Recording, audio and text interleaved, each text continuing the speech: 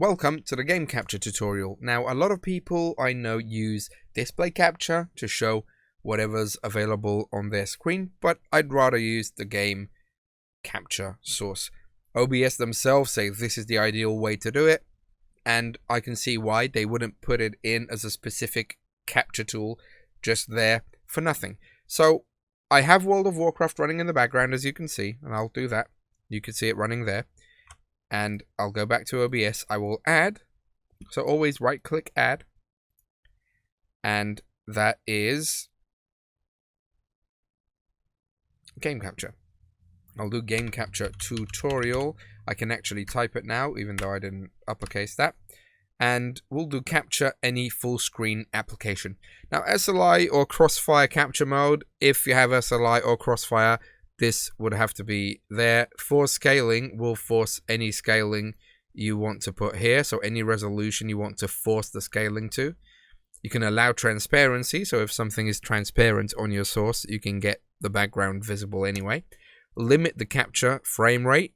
So if you have a game running at 100 FPS and you want to limit it, you click limit capture frame rate and it will limit the capture to whatever is shown or whatever is set on the OBS system, and this could help save resources, but we'll get into that when we get to the technical section.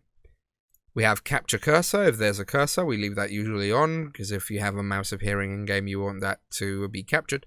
Use anti-cheat compatibility hook. Do this, otherwise if there's something like Punk Buster and this is not enabled, it will lock you out of the game.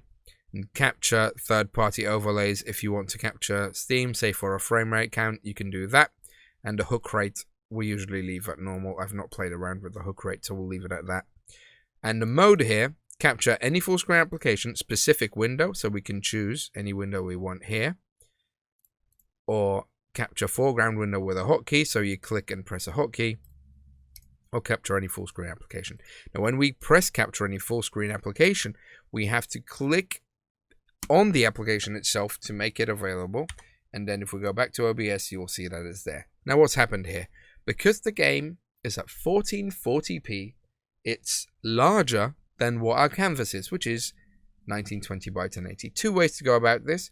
We can either rescale, and we picked, unfortunately, we picked up the one behind. So if we lock the image slideshow tutorial, then this is the game, and we can resize. It's all well and good, and we've resized it there. Or what we can do, if it's still larger, we can right click, transform, fit to screen. And it will fit it to the maximum size of the screen. And that is game source.